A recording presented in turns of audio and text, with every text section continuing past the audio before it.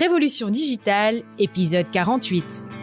Hey, this is John Lee Dumas of EO Fire, and you're listening to Révolution digitale with François Lambert. Each week, François brings you global business leaders sharing the secrets of their success in French. Francophone entrepreneurs, this is for you. Prepare to ignite.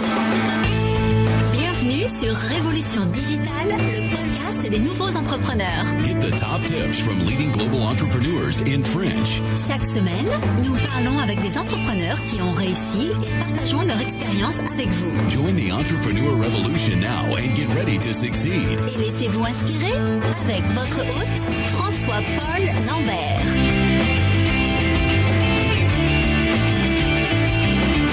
Bâtisseurs et bâtisseuses de la nouvelle économie, je vous salue. Ici François-Paul Lambert, bienvenue sur Révolution digitale, le podcast des nouveaux entrepreneurs où je parle chaque semaine avec des entrepreneurs et des entrepreneurs inspirantes à travers le monde. Révolution digitale est diffusée tous les mardis et les jeudis et les comptes rendus détaillés de tous les épisodes sont disponibles sur notre site web révolutiondigitale.fr. Restez avec nous et n'oubliez pas de vous inscrire gratuitement sur notre site pour rejoindre la tribu digitale et de vous abonner au podcast sur Apple Podcasts, Spotify, Google Play, Stitcher, SoundCloud ou sur votre service préféré. Vous pouvez aussi nous suivre sur Twitter, Instagram et Facebook. Vous trouverez tous les liens dans les comptes rendus de l'épisode sur notre site internet également. Vous êtes la tribu digitale. Alors sans plus attendre, let's get inspired. C'est à Montréal que nous retrouvons aujourd'hui un formidable self-made man devenu investisseur et entrepreneur engagé dont le parcours est tout sauf ordinaire. Rien n'était tout tracé pour lui, sinon l'envie de s'en sortir. En s'essayant de nombreux métiers, de peintre en bâtiment à représentant de vente, il a atteint finalement son rêve en créant ses propres opportunités. Décidé à avoir un impact sur le monde qui l'entoure, et parce que pour lui le changement est dans l'action, il se lance en 2016 un nouveau défi qui porte le nom de WeRose. Cette plateforme collective est née de sa volonté de permettre à tout un chacun de toucher au succès et de faire de celles et ceux qui veulent agir des héros et des héroïnes. Tribu Digital, je suis très honoré de recevoir aujourd'hui un entrepreneur hors du commun, Alain Mignot. Bonjour Alain. Bonjour. Merci beaucoup d'être avec nous aujourd'hui. Alors, je dois vous demander, est-ce que vous êtes prêt à nous inspirer ? Absolument. Toute personne voulant être inspirée, je suis présent.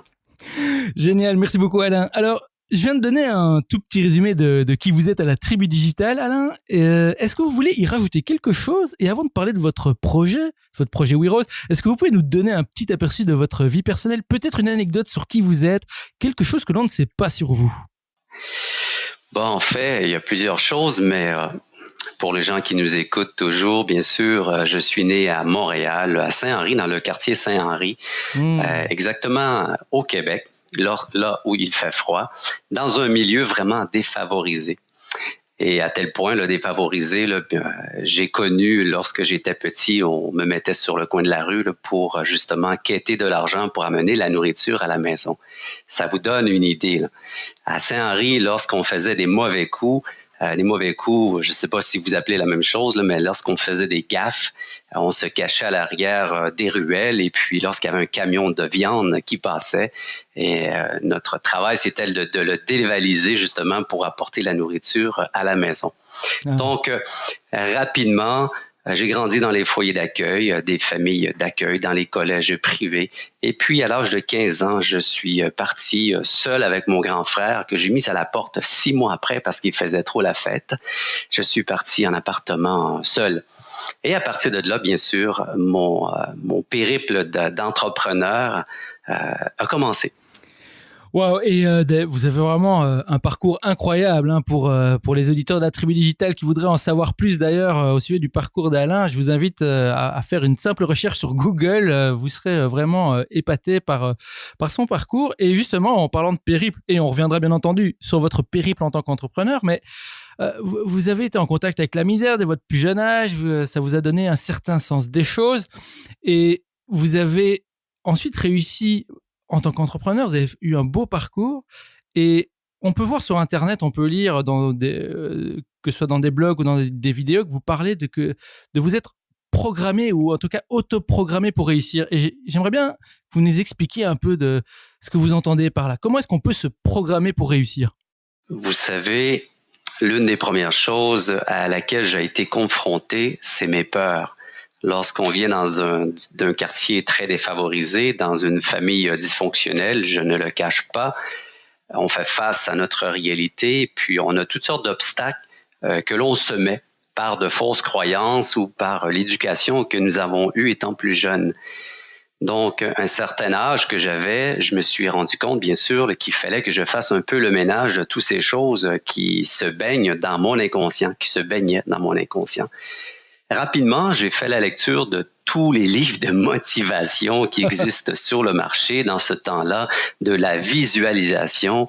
Et à un moment donné, j'ai vraiment eu la chance de lire et d'apprendre un peu qu'est-ce qu'il y en est de l'auto-hypnose. Donc, se reprogrammer de ces vieilles habitudes, moi j'appelle ça des tâches à l'inconscient, qui fait que nous avons des habitudes de réaction que l'on pense normales, mais qui vient du profond de l'inconscient par rapport à la façon que nous avons été éduqués. Et il est d'une importance capitale lorsque on se lance en des objectifs en tant qu'entrepreneur, de les connaître. Parce que oui, des fois, ça peut nous freiner. Et oui, lorsqu'on sait comment les reconnaître et se reprogrammer d'une façon, ça nous aide énormément. Oui, et Tribu Digital, c'est vraiment quelque chose d'important en tant qu'entrepreneur ou entrepreneur. Ceux qui veulent se lancer comme entrepreneur, on pense toujours au côté extérieur, on lit des livres, on acquiert des outils, on essaie de répliquer le modèle d'autres entrepreneurs qui ont réussi. Et souvent, on met de côté, on ne pense pas à la partie intérieure, à ces blocages peut-être qu'on a hérité de notre éducation, qui sont acquis depuis notre jeunesse et qui sont comme des freins, j'ai presque envie de dire énergétiques, mais en tout cas des freins peut-être mentaux qui sont à la surface du subconscient. Et c'est aussi un domaine sur lequel il faut travailler. Et ici, Alain, est-ce qu'il y a une recette pour se reprogrammer? Absolument. Oui, il y a une recette. Est-ce que vous pouvez la donner? Écoutez, en si peu de temps, non. Mais je vais vous dire la première chose qu'il faut, c'est prendre conscience de ses forces intérieures et qu'ils soient positives ou négatives selon la façon qu'on les regarde. Il reste qu'ils sont présents. Donc, ceci étant la première chose, de croire que nous fonctionnons par une accumulation de pensées et d'habitudes dans nos réactions étant la première chose qu'il faut prendre conscience. Et par la suite, se documenter, parce qu'il y a plein de livres. Vous savez qu'aujourd'hui même, en 2018, il existe énormément de livres sur la reprogrammation, mais ce qui n'était pas autant populaire il y a, je vous dirais, 20 ans et plus. D'ailleurs, lorsque je présente en conférence, vous savez, il n'y a pas de limite lorsqu'on travaille avec nos énergies intérieures. Et puis, mon premier immeuble dans l'aventure de l'immobilier que j'ai eu était un 68 unités. Donc, mon premier plongeon, juste pour vous donner une idée, est un 68 unités. Donc, voilà, apprenez à travailler avec vos énergies intérieures, c'est merveilleux, quoi. Oui, et alors on va sûrement reparler un peu de votre parcours dans l'immobilier lorsqu'on en arrivera à votre périple d'entrepreneur. Et allez, j'ai envie ici de bifurquer sur votre projet WeRose, qui est, quand on va sur le site werose.com, c'est le réseau social de l'action sociale. Alors, est-ce que vous pouvez nous expliquer un peu comment ça fonctionne concrètement, en quoi consiste le projet? Est-ce que vous générez des revenus avec ce projet? Et sinon, pourquoi est-ce que vous avez choisi le format, le business model, ce business model en particulier? Présentement, nous n'avons pas de revenus. Nous allons commencer à en avoir sous peu. Nous sommes dans la programmation et dans l'installation de fonctionnalités de monétisation. Et dans le développement de cette plateforme web qui est un réseau social d'action sociétale, de revendication, nous avons choisi un modèle freemium. Le modèle freemium, c'est simple, c'est que tous les gens peuvent venir sur la plateforme d'une façon gratuite. Et la façon qu'on va faire nos sous, de l'argent, c'est en sponsorisant justement des actions collectives, en les propulsant. Donc, ceci est l'une des façons de monétiser la plateforme. Et pourquoi j'ai créé cette plateforme? C'est que après avoir vécu dans des quartiers défavorisés avec l'enfance que j'ai eue, j'ai atteint un certain succès. Et par la suite, il fallait que je redonne à la société, étant trop conscient de ce que nous vivons présentement. que ce soit au point de vue environnemental, économique. Donc, il a fallu que je fasse un projet qui peut faire avancer notre société, bien sûr, du bien-être. Oui, et alors comment... Donc la plateforme existe maintenant, c'est un site internet, et comment est-ce qu'elle fonctionne pour l'utilisateur? Qu'est-ce qu'on peut faire concrètement avec We Rose? Ce que nous pouvons faire, c'est de créer des revendications sociales. Nous proposons des catégories, que ce soit économique, environnement, justice, la corruption, et les gens vont sur le site et sont en mesure de créer une revendication par des actions collectives qui sont différentes.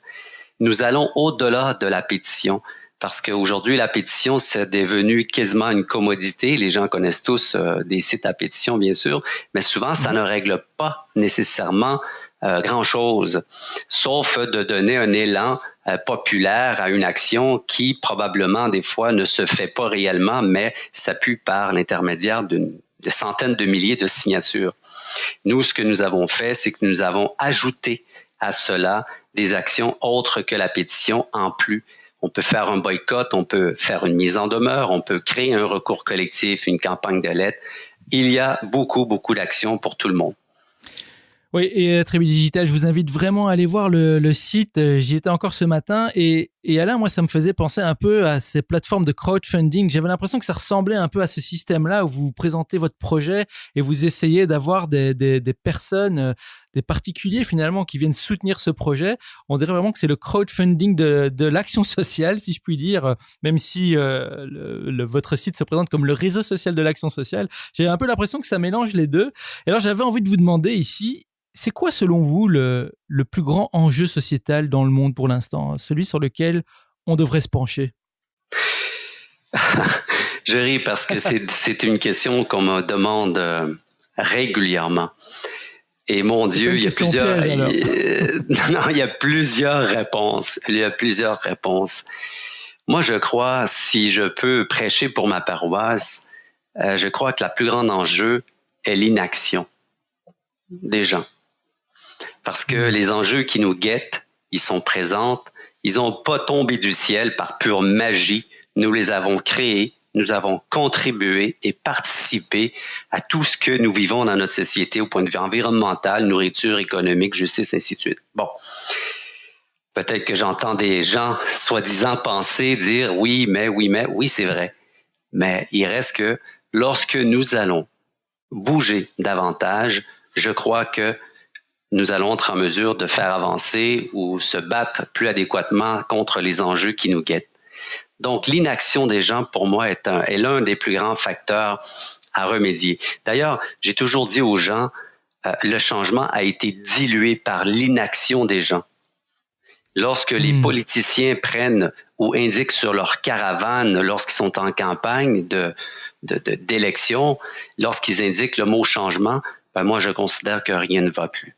Parce que le changement, pour moi, c'est vraiment l'action. Le changement est dans l'action.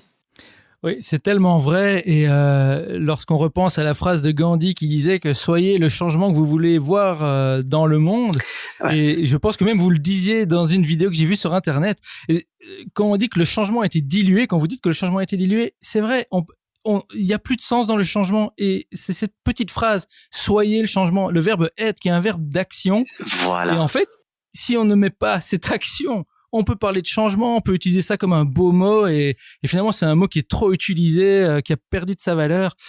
Tribu Digital, s'il y a quelque chose à retenir ici aussi, c'est agissez, ne restez pas dans cette inaction. Le changement, qu'il soit personnel ou qu'il soit pour la planète, il ne bougera pas si vous ne bougez pas.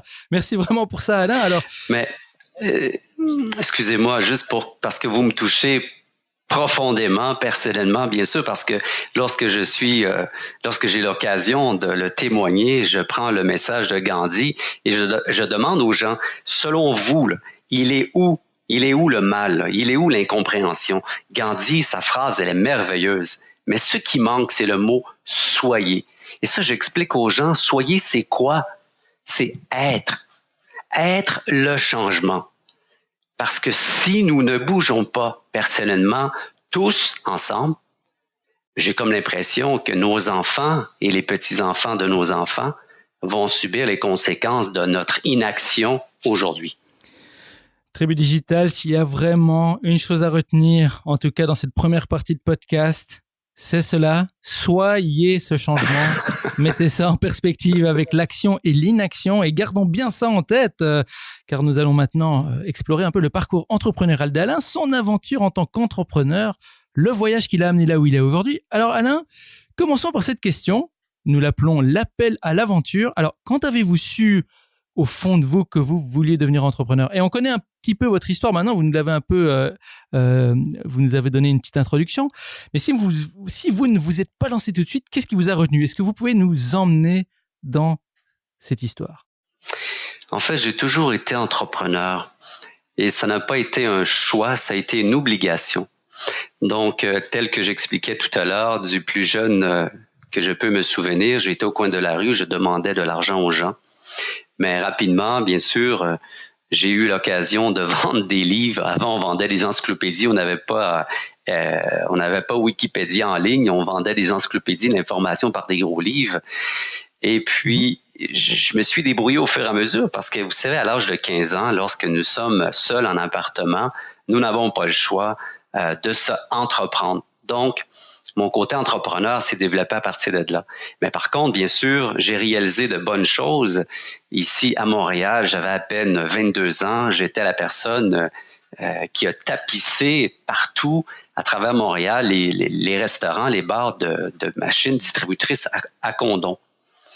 Je travaillais rapidement pour une entreprise et puis 6 mois après, ils ont fermé. Cette entreprise fabriquait des machines à condom et puis finalement, je leur ai dit de me payer avec ce genre de machines et je me suis ramassé par la suite, après 1 an, à quelques centaines de machines à condom sur le marché. Et bien sûr, c'était très précurseur parce que lorsque je donne une présentation, je demande aux gens, vous savez, c'est quoi cette photo? Les gens me disent, c'est un guichet automatique. Non, c'est une borne Internet. Plus jeune, il n'y en avait pas de l'Internet dans les foyers, dans les maisons, chez les gens. Le taux de pénétration était très faible. Donc, j'avais des machines Internet un peu partout à travers la province. On mettait $1 et puis les gens pouvaient aller naviguer et prendre leur courriel à distance, imaginez-vous. Bien sûr, par la suite, boutique d'antiquité, j'ai importé des meubles de la France. C'était bien. On payait une armoire qui était en train de tomber, là où les pentures grinçaient. Et puis nous, on payait ça 500 francs, puis on vendait ça ici 3000 $. Donc, c'était très lucratif. J'étais enseignant aussi. J'ai été directeur de vente dans un centre de distribution. Et à un moment donné, j'en passe, j'en ai fait. Et à un moment donné, j'ai fait l'acquisition de mon premier immeuble. Très belle histoire. J'appelais un fournisseur, un client plutôt, et puis je lui ai demandé de m'aider. Et puis il m'a dit, Alain, si je t'aide, il y a une condition. J'ai dit laquelle? Il dit que tu achètes un 60 unités. Moi, j'ai mentionné, j'ai écouté, vous venez d'ajouter un 0, c'est pas pareil, je veux acheter un sixplex, 6 appartements. Il m'a dit, non, me crois-tu stupide? Je dis, bien sûr que non, mais il dit, je te dis, il y a moins de risque dans un 60 unités. Donc, mon premier achat était un 68 unités. Wow. Et au fur et à mesure, toujours cette bataille intérieure et ce goût de réussir, de me démontrer que je suis de Saint-Henri, ça s'est amélioré bien sûr aujourd'hui, a toujours été en moi. Donc, c'est un feu qui brûle constamment à vouloir toujours réussir et travailler. Absolument. Mm-hmm. Donc, voilà le début. C'est le début. Je suis sûr qu'ici, vous ne donnez pas tous les détails. Votre histoire pourrait faire l'objet d'un livre s'il n'en existe pas un. Et ça, je ne suis pas au courant s'il existe une biographie de votre parcours. Mais j'ai envie de vous demander quand même ici, comment est-ce que vous faites pour trouver toutes ces opportunités? Parce que vous avez tenté pas mal de choses. Est-ce que c'est parce que ces opportunités se sont présentées à vous d'elles-mêmes, ou est-ce que c'est vous, en fonction de votre passion du moment ou de votre intérêt du moment, qui avez été chercher ces opportunités? Je crois profondément qu'il y a des opportunités de partout dans ce monde. Il faut juste être à l'écoute, il faut juste être calme et les percevoir. Il y a un tapage qui se fait dans notre cerveau et lorsqu'on réussit à se calmer, à contrôler le trafic et le fluide de nos pensées, il y a beaucoup d'occasions à saisir. Et je crois que c'est pas que je crois, c'est toujours de cette façon que j'ai fonctionné. Mon projet We Rose ne vient pas de nulle part, il vient d'une intuition, d'une inspiration, et puis je me suis dit, OK, fais-le donc. Oui, absolument. Oui, et l'intuition, c'est encore quelque chose qui revient souvent. L'inspiration, elle ne vient pas de nulle part, et on est toujours très pressé, on a toujours quelque chose à faire, et la société, surtout la société de très forte consommation dans laquelle on est aujourd'hui, nous pousse à être toujours occupé avec quelque chose, un écran dans les mains, et on n'a plus le temps de calmer son esprit. Et Tribu Digital, parfois, ces inspirations, ces opportunités, elles viennent de l'intuition, et pour pouvoir développer cette intuition, il faut calmer l'esprit, que ce soit par la méditation ou par d'autres pratiques, j'imagine. Je pense que c'est un des atouts clés de l'entrepreneur moderne. En tout cas, personnellement, merci pour ça, Alain. Alors ici, justement, le parcours de l'entrepreneur, ici dans le podcast, on aime bien illustrer les hauts et les bas. Et alors ici, j'aimerais bien, Alain, que peut-être vous nous parliez de votre pire moment en tant qu'entrepreneur. Est-ce que vous pouvez nous emmener dans un de ces moments, nous le raconter et nous expliquer peut-être comment vous l'avez surmonté? Je vais vous en compter quelques-uns. J'en ai pas tellement, par contre. Lorsque j'ai fait mon premier achat de 68 unités, lorsque je dis là, que c'est non pas le pire, mais un grand défi. On vient de Saint-Henri, tous les gens qui sont nécessairement autour de nous déconseillent de faire cet achat, me déconseillaient.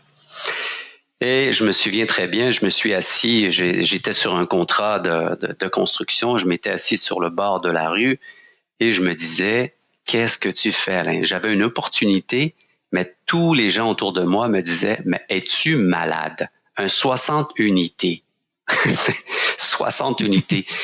Mais si je les avais écoutés, je les ai pas écoutés. Et c'est comme ça qu'on se démarque. Si j'avais voulu être comme eux, ben j'aurais fait comme eux. Donc, ça a été, je me souviendrai toujours de cette scène que j'étais assis. Et pour moi, c'est une grande décision que j'avais prise. Je me suis dit, bon, ben OK, on va faire le plongeon.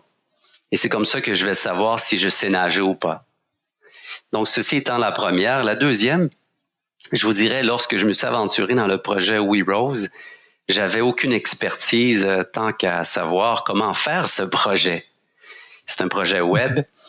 Et puis, lorsque j'ai développé la première plateforme, par la suite, on était avec l'Université de la CAQ, la chaire en éco-conseil, ici à Québec.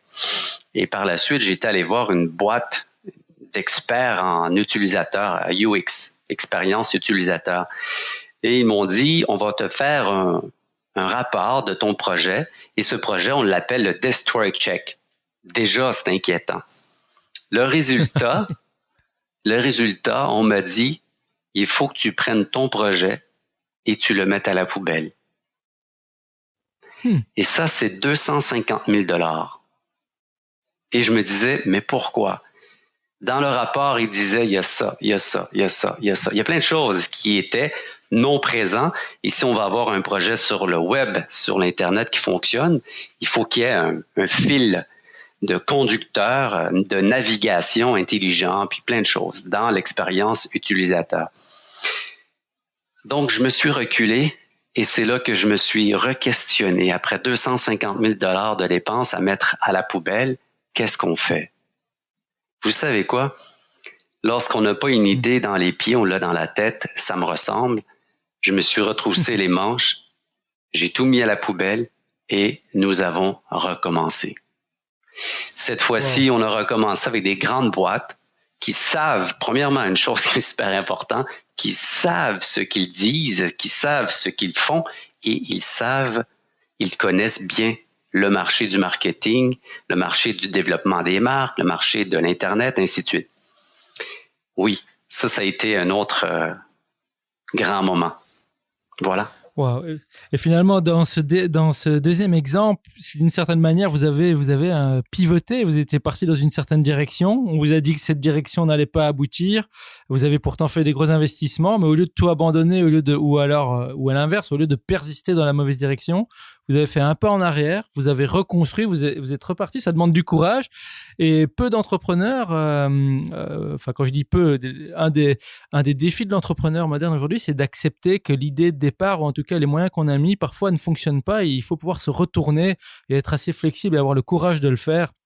Et alors, à l'inverse, Alain, pardon, vous voulez peut-être rajouter quelque chose? Mais merci. Vous savez, le point de pivot, c'est très populaire dans les projets. On demande toujours, tu fais ton point de pivot.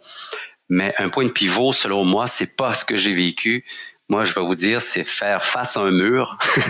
Donc, un point de pivot, on change. On peut pas le contourner. C'est pas, en fait, c'était drastique. Donc, on a tout pris, on a tout mis à la poubelle. On n'a même pas pu garder le frein ou peu importe. Voilà. Oui, donc ici, la notion de pivot n'aurait plus de sens du tout. C'est vraiment retourner à la table à dessin et refaire le projet finalement. C'est ça que vous dites. Tout recommencer. Mais cette fois-ci, il n'y a pas de secret. Hein? Il n'y a pas de. Les gens qui nous écoutent doivent dire oui, mais comment ça se fait que je suis. On est arrivé à ce point. C'est qu'à un moment donné, avec un manque d'expérience, moi je considère qu'il faut faire attention avec qui on fait affaire en tant que professionnel. Il y a plein de gens qui s'improvisent. Il y a plein de gens qui veulent nous offrir leurs services. Mais faites vos devoirs. Parce que même les plus grands connaisseurs, lorsque vous avez un projet qui est innovateur, si vous n'avez pas l'expérience, ben, il y en a peut-être d'autres aussi qui l'ont jamais vécu. Combien de personnes qui m'ont dit oui, je sais. Est-ce que tu en as déjà fait? Non. Bon, OK, on commence mal. Donc, sur qui s'appuyer? C'est pas facile lorsqu'on innove. Non, l'innovation, c'est vraiment un domaine où tout le monde il doit y avoir un phénomène de confiance, mais effectivement, il y a aussi beaucoup de gens qui se prétendent être les experts et pouvoir s'entourer des bons experts, ceux qui vont pouvoir innover avec vous, c'est autant critique au succès que reconnaître soi-même ses faiblesses, j'ai envie de dire. Et bon, alors, j'ai envie d'ici de faire un tournant à 360 degrés. Ici, Alain, est-ce que vous avez peut-être une histoire à nous raconter, un moment inverse, un moment d'illumination, ou peut-être une idée géniale que vous avez eue dans votre parcours et qui a fait changer les choses dans vos business, dans vos affaires, peut-être en l'aidant à fleurir ou qui a vraiment débloqué une situation difficile? Est-ce que vous pouvez nous raconter un de ces moments? Écoutez, je crois que, sincèrement, lorsque j'ai pris la décision de m'entourer de vrais professionnels, ça a été comme les firmaments qui s'ouvraient pour moi. Parce que c'est ce que je disais auparavant, lorsqu'on s'entoure de personnes qui supposent connaître, c'est pas aussi facile. Et lorsqu'on s'entoure justement, lorsque j'ai pris la décision de prendre la démarche, d'aller voir les meilleurs des meilleurs, ça coûte un peu plus cher, j'en conviens. On sauve du temps, on est sur la bonne piste d'atterrissage, on n'atterrit pas dans un autre pays, genre, ainsi de suite. Donc, pour moi, c'est super important. Lorsque on fait un projet qui est innovateur, allons voir, même s'il est à l'autre bout du monde, les vrais qui connaissent et qui ont déjà fait. Ne serait-ce des fois, ce ne sont pas toujours des gens qui ont réussi à mettre en marché leurs produits. Ils connaissent bien le domaine, ils connaissent bien le sujet. J'en passe. Si on avait plus de temps, je vous conterais des anecdotes à nous faire rire. Mais j'ai pas le temps. De ce que j'ai fait, ce qu'on m'a conseillé de faire, que finalement, mais écoutez, c'est tout à la poubelle. Ouais, écoutez, même si on n'a pas le temps de passer sur une petite anecdote, peut-être vous avez un petit conseil alors à donner pour déceler les bons professionnels. Comment est-ce que vous avez développé peut-être un processus pour cela, ou c'est encore une fois l'intuition? Non, ce n'est pas l'intuition. Effectivement, au début, je fonctionnais beaucoup avec mon intuition. Il y a des gens très gentils sur cette terre, très aimables, qui ont de la parole facile, j'ai rien contre, mais souvent, l'expérience aide beaucoup. Donc, autant sur un chantier de construction que je m'y connais énormément très bien, c'est la même chose pour un professionnel qui fait du web. Demandons des informations, des tests, faire des tests, voir le CV bien sûr, et puis de confirmer l'expérience acquise et surtout les réalisations. Et je vous dirais que depuis ce temps, pour boucler la question, le projet avance beaucoup mieux, beaucoup plus rapidement, beaucoup plus solide lorsque justement on fait tout ce genre de vérification, à savoir s'ils ont l'expérience nécessaire pour justement apporter leur connaissance au projet. Ouais, et en tout cas, le site, il a l'air extra et je pense que les bonnes décisions ont été prises, en tout cas du point de vue de l'utilisateur que je suis. Et c'est vrai, l'intuition, elle va servir à trouver les opportunités, mais au final, il faut pouvoir aussi, au moment où il faut mettre les briques en place, si la personne qui met les briques ne sait pas comment mettre les briques non plus, intuition ou pas, ça va pas aider. Alors Alain, je vous propose de continuer vers la partie des questions flash. Alors ici... Ah, je crois même que je vais un peu trop vite. Justement, là, j'ai perdu mon intuition. Je pense que j'ai encore une question à vous poser avant. Allez-y. Et c'est celle-ci, Alain. Si vous pouviez résumer, alors finalement, la leçon clé que vous avez retirée de votre expérience, quelle serait-elle? Je veux dire, en quelques mots, que pensez-vous que la tribu digitale doit retenir comme leçon de votre expérience? En fait, je m'adresse à des entrepreneurs, donc je dis qu'il n'y a jamais de mauvaise idée. Souvent, c'est ce que je témoignais avant-hier dans une formation. Souvent, je disais, excusez-moi, les gens, des fois, ont une bonne idée, un bon produit, et ça ne fonctionne pas sur le marché. Et pourquoi? Parce que c'est la personne qui fait la différence. Donc, ce qui est super important, c'est de retenir encore une fois, d'avoir des professionnels qui travaillent avec nous. Et puis, de cette façon, on va pouvoir beaucoup plus avancer et développer davantage la qualité du produit. Voilà, tribu digitale, ne restez pas seul. Entourez-vous des bonnes personnes, des bons professionnels et gardez à l'esprit les petites astuces qu'Alain a fournies juste avant. Et voilà, Alain, maintenant, nous sommes bien arrivés à la partie des questions flash. Alors, ici, je vous pose une série de questions en rafale et vous me répondez en allant à l'essentiel. Est-ce que vous êtes prêts? Oui. Ah oui, en rafale... l'une à la suite de l'autre. Allez, c'est parti alors. Quelle est votre définition du succès?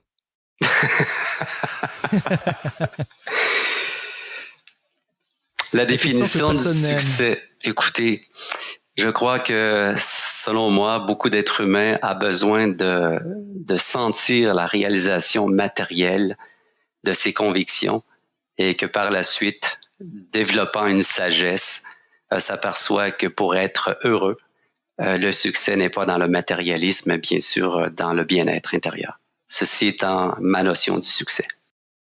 À quoi ressemble votre journée type? Est-ce que vous avez peut-être une routine que vous pratiquez au quotidien qui vous aide? Oui, 5 heures le matin debout, 5h15, j'ai un bureau à la maison, ainsi qu'avant de me rendre au bureau avec là où nous sommes installés, 5h15, je suis déjà avec mon thé vert. Je fais le tour des réseaux, je fais le tour de la réputation, de tout ce que les gens ont dit, de tout ce que les gens ont commenté. Et par la suite, voilà, c'est la douche, c'est le déjeuner et puis go au boulot. Et je ne compte pas les heures de travail. Pour moi, il n'y a pas d'heure pour ne pas travailler, il n'y a pas d'heure pour travailler.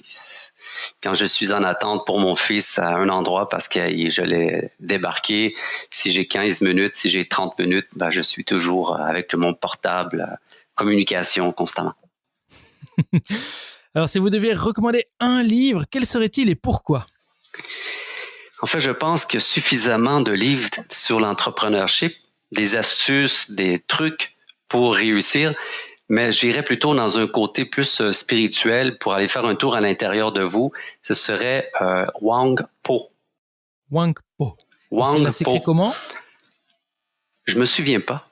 Il a écrit 2 livres d'ailleurs, mais c'est Wang Po. C'est très dur à composer. Ça vient de la Chine. C'est des anciens patriarches, mais c'est très profond. C'est un peu tordu sur la conscience lorsqu'on fait des lectures de ce genre. Il faut lire quelquefois le paragraphe pour essayer de comprendre. C'est pas l'histoire de Pinocchio, là. C'est très... Ah oui, mais finalement, comme vous dites, tous les livres existent déjà pour réussir et on peut les trouver facilement. Et alors, un livre qui sort des sentiers battus, c'est toujours le bienvenu. Et est-ce que c'est un livre qu'on est capable de trouver facilement ou est-ce qu'il va falloir aller dans le dark web Non, pas du tout. On peut faire des recherches sur Google. Ils vendent des copies probablement usagées. Et puis, oui, on peut en retrouver. Je crois qu'il a écrit d'une façon très limitée, mais il est quand même reconnu comme auteur. Et c'est très bien.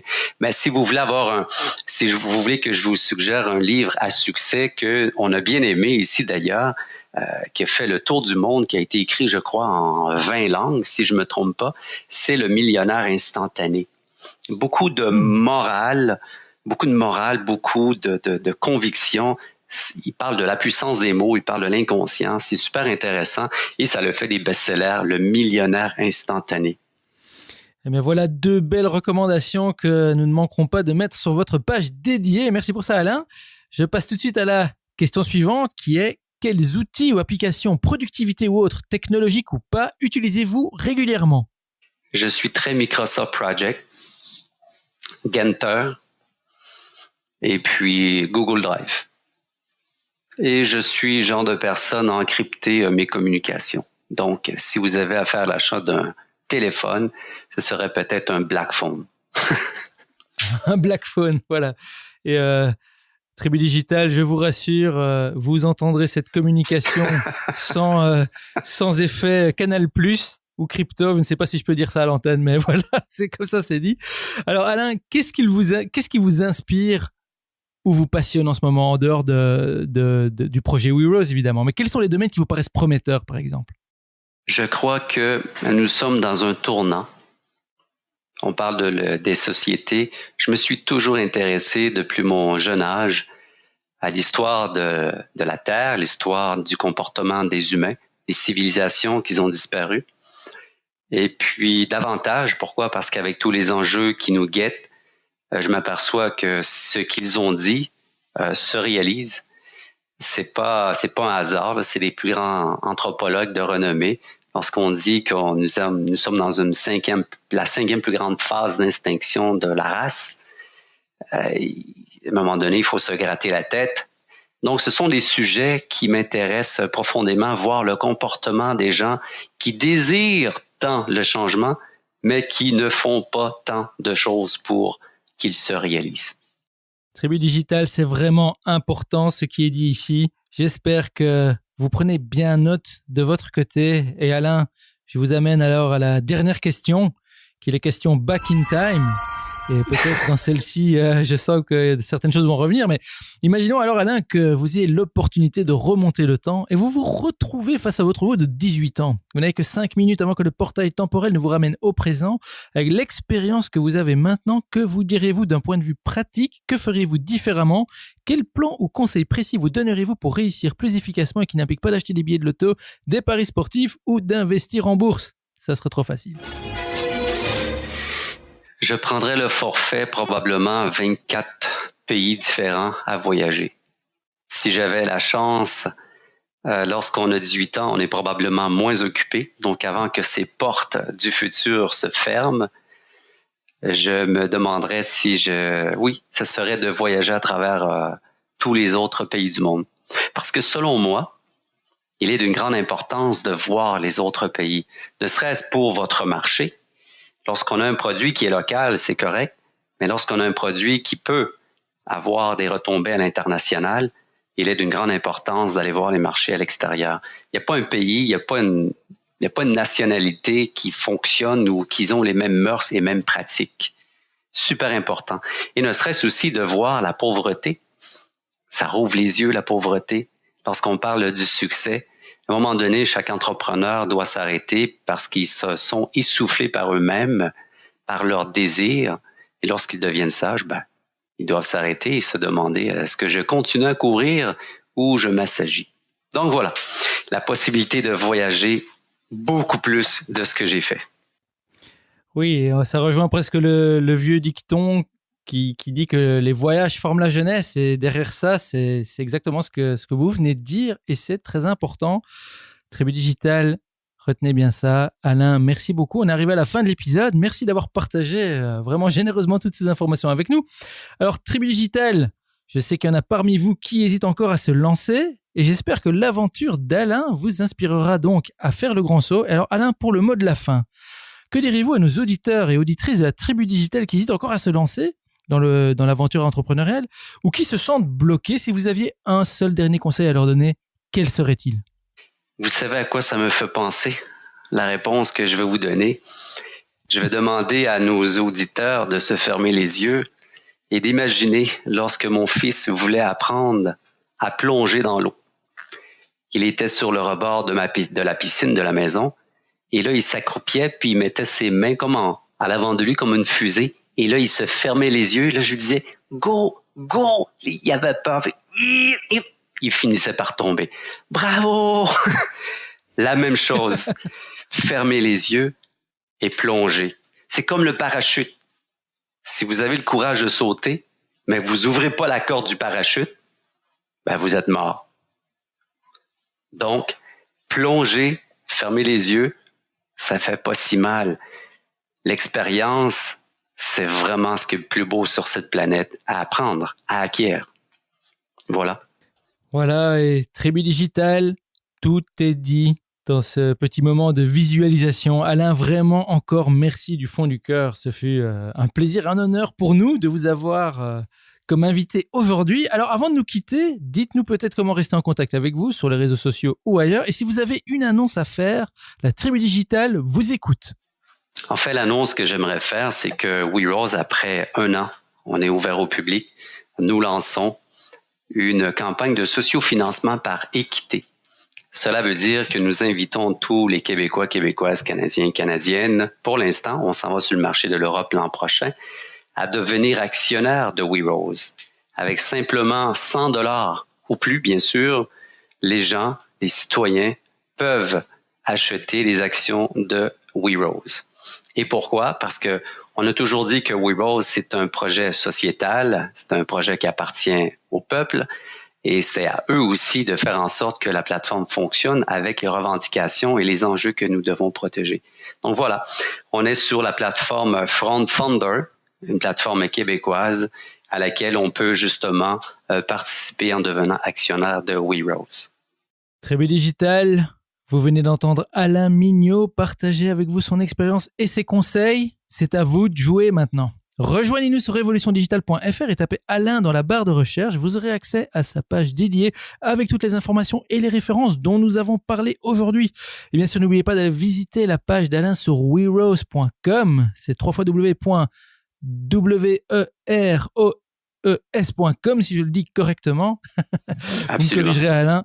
Et n'oubliez pas de le suivre aussi sur ses réseaux sociaux. Et surtout, aux Canadiens et Canadiennes de la Tribu Digitale, devenez actionnaire de We Rose. Allez sur la plateforme que Founder, c'est ça que vous avez dit. Alors, on remettra toutes les références, bien entendu, sur votre page. Mais dans tous les cas, je pense que c'est une chose à faire absolument si vous en avez l'occasion. Alain, vraiment, merci encore de tout cœur d'avoir partagé votre aventure avec la Tribu Digitale. Je vous dis au revoir et je vous retrouve en backstage. Merci beaucoup. Au revoir et bonne chance à tous. Hey Tribu Digital, merci de nous avoir écoutés aujourd'hui. J'espère que vous avez aimé notre entrevue avec Alain. Venez continuer la discussion avec nous sur Twitter, Instagram, @RevoDigital et Facebook, /Révolution Digitale. On vous y attend. N'oubliez pas non plus d'ajouter le podcast à votre liste Apple Podcasts ou abonnez-vous directement sur notre site web pour être notifié des prochains épisodes. Vous êtes la Tribu Digitale et souvenez-vous, tout semble toujours impossible jusqu'à ce que ce soit fait. Thank you for listening to our guest stories this week. Merci et n'oubliez pas de vous inscrire à notre newsletter pour encore plus de conseils qui vous aident à réussir. We hope you're inspired and ready to move forward with your entrepreneurial dream. À bientôt pour un prochain épisode de Révolution Digitale. Stay inspired!